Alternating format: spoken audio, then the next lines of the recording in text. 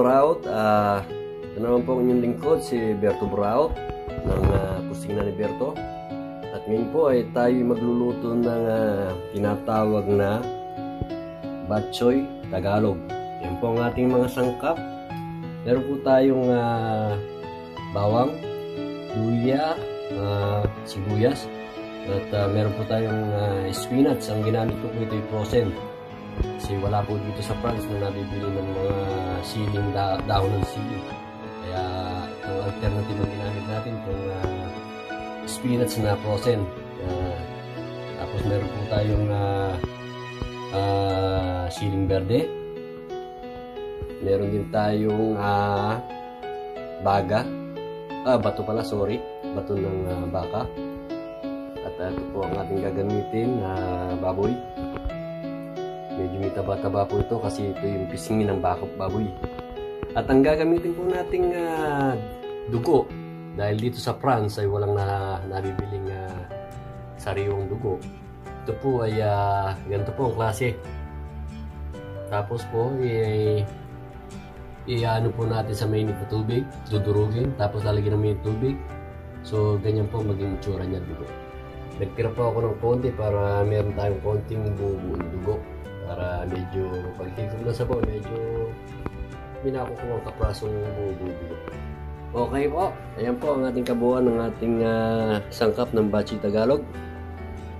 Hindi na po kasya sa kusina natin ang ating paminta. Lalagyan po natin ng paminta yan at ang ating patis maya-maya pagpapalasa. So tara po mga kaburaot, umpisahan na po natin ang ating bok choy Tagalog ni Berto Buraut. At nakalimutan ko pong sabihin, ito pa pala ang isang sangkap. Itong ating miswa. Yan ang gagamitin natin. So tara po at ating umpisa na ang ating bok choy Tagalog ni Berto Buraut. Okay po. Umpisa na po natin ang ating bok choy Tagalog. Lalagay po tayo ng konting olive oil lang. Yan. Then, nalagyan na po natin yung ating baboy. Ito po ang gagawin natin. Go-golden brown po natin hanggang siya magmantika. And then, yung pinagmantikaan niya, yun po ang ating gagamitin sa ating pagigisa para po mas malasa. Okay po. Tignan po natin yan. Haluin lang natin haluin hanggang siya mag-golden brown. Yan po. Tignan natin hanggang mag-golden brown siya at magmantika. At pag nagmantika po yan at golden brown ang ating baboy, ihahangoy natin pansamantala yung ating baboy at babawasan natin ang mantika. Kasi kitang-kita naman po ang taba ng baboy nito. Kasi ito yung pisngi ng baboy.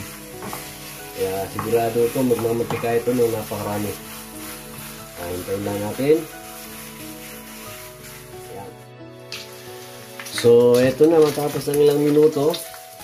Kita naman nyo ang ating golden brown na siya. At ayan na, ang dami na niyang mantika. So, transfer na natin to at gagamitin natin yung mantika na ating ipanggigisa. Okay? So, ayan po, yung natira na mantika. Ngayon po, igigisa na po natin ang ating mga ricado. Ang ating sibuyas at ang ating bawang pa at luya. Okay, unahin po natin ilagay ang ating sibuyas, ang bawang. Natin ang bawang.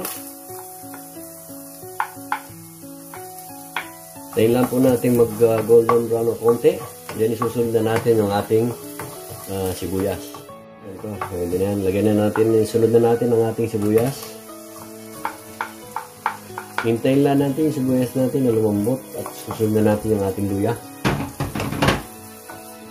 Medyo malambot na siya. Sunod na natin yung ating luya.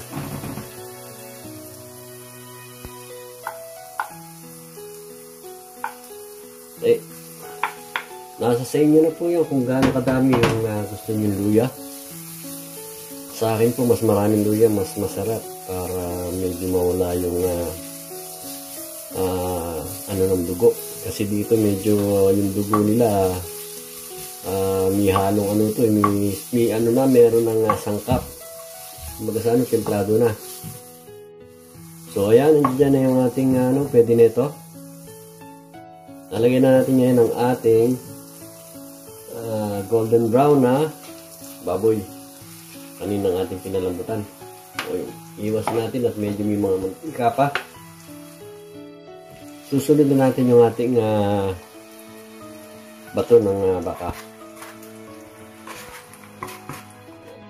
Dahil lang natin maluto ng konting bato ng baka, then nalagyan na natin yung ating dugo ng baboy.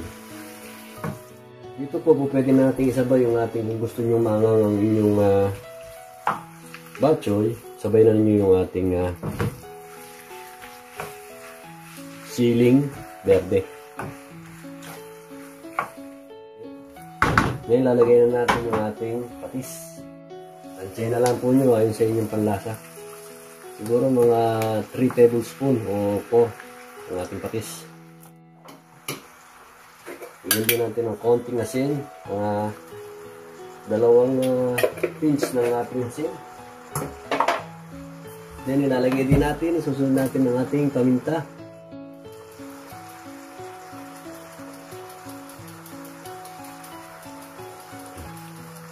So, pagkatapos natin ilagay yung paminta, haluin lang po natin. At ilalagay na po natin yung ating dugo. Pagkatapos ito. Ngayon, pwede na natin isabay muna dito yung ating yung epinab. Ilagay na natin. Kasi ano naman to, i-frozen naman to. So, unahin na natin. Hindi naman to sariwa. Yan po ang ating spinach. Epinab. Ang tawag nila dito. Sa France. Natin yung ating buo-buo dugo. Para mamaya medyo sarap-sarap. May nakakain po. Okay.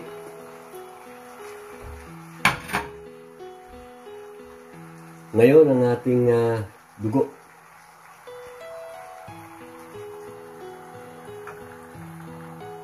Okay. Lagyan lang natin ito ng tubig. At hintayin na lang natin ito kumulo. Ayos na. Lagyan lang natin ang 2. Tingnan natin kung okay na yan. Ito. Nalagyan na natin ang ating susunod natin ang ating miswa.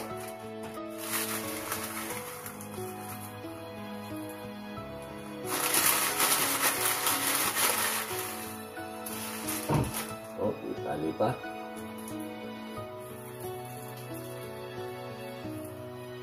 Ayan. Kulo. Tatakpan na natin siya. Hindi natin kumulo. Okay, yan. Balikan natin mamaya. So, ito. Matapos ang ilang minuto, balikan natin. At ito na. Ready na siya. Mga 5 minuto pa. Pwede na natin itong hanguin.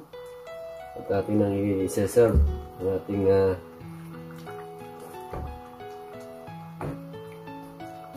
Tagalog na bok choy.